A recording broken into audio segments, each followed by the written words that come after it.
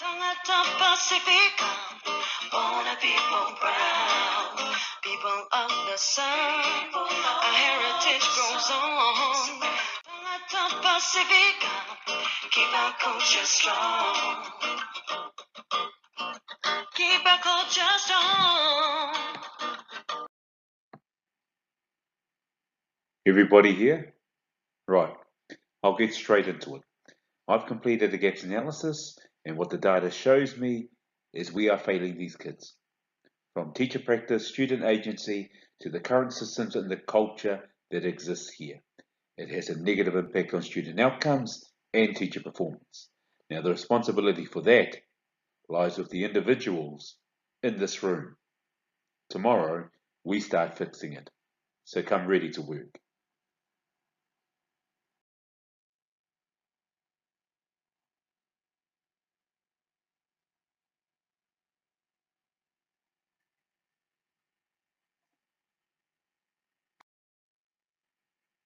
Who was this guy?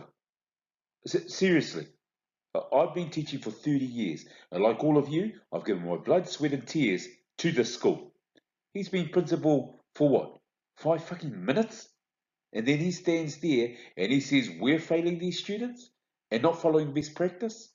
Mate, it is a kick in the teeth. I have a good mind to just walk. Hey, I hear you, bro. But if you or anyone here walks, well, what will it mean for our teachers? Or especially our kids? Don't forget, Chief, our teachers, they don't follow this guy. They follow us. What gets me is that Robbie shared his data with me before our meeting today. He recognised our strengths, our collaborative inquiries, our focus on priority learners, student voice, staff collegiality, but he shared none of it. He used that data today to push his own agenda. What do you mean, own agenda? He has ministry connections with certain service providers, so he pushes data around behaviour management and it justifies bringing in PB4L, for instance. As a board member on the Springboard Trust, he's got a vested interest to push for things like growth coaching or visible learning. So he chooses data that shows staff avoiding hard conversations with families or inconsistent planning, teaching, and assessment. I'm sorry, but nobody, especially that guy, is going to tell me what I've been doing for 30 years is wrong. He can shove all that PLD where the sun don't shine. But, mate, your behaviour management, your teaching practice and family engagement, it's exemplary. But that data, it's talking about our teachers who we have told time and time again, engage with your families. Pick up that phone. Be sharp with what you do. But what happens? Issues fester. Or, more likely than not, they defer it to us. And when we ask staff to complete a task or meet a deadline or respond to an email, unless we put a firecracker up their butt, there are gaps, they'll happily drag their feet, or they'll do the bare minimum. There is a need for this PLD that Robbie's offering. But how he conveyed it this morning, it just straight up sucks. Oh, it's more than sucks, bro. It's straight up bully tactics. If what Joe is saying is right, then he saw the data and he knows of what we're doing well.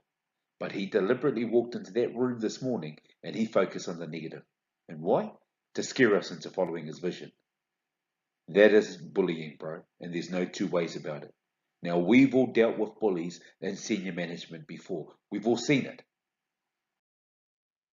Well, I'll tell you what I do with bullies, bro.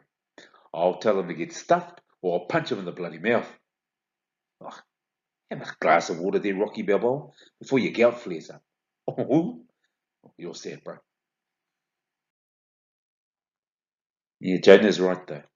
There is a need for some of this PLD. But he shared data that just focused on our weaknesses. We've got to provide data that shows our strengths, but especially the commitment of our staff. Now, our SLT meeting times, they've always been an open and professional forum for all of us to discuss things, to challenge one another, clarify things, grow a shared understanding. So we use the next one and we create discussion about what he's thinking and what he believes in and of what's needed at our school. But then we have him hear what we think and feel. And we'll be honest. Let's be honest about how this last meeting impacted us. We don't let him off the hook. Look, we don't have to be best mates with the guy. But pity, you're right too. We've been down this road before with bullies and SMT, and we've also shown we can handle bullies, man. Today was shit, but we've handled worse. Now, guy's a prick, but he's got something that not just will lift the SLT, but it will also lift the practice and pedagogy of our staff. But whatever his vision is, he's going to need us to buy into it and to lead it. Because, like I said, our teachers don't know him and they won't follow him. But they know and they'll follow us. Honestly, I'm with you. But straight up, I've got one foot out the door. I'm not going to be putting up with a year of attacks or being told what I'm doing is wrong. I just won't.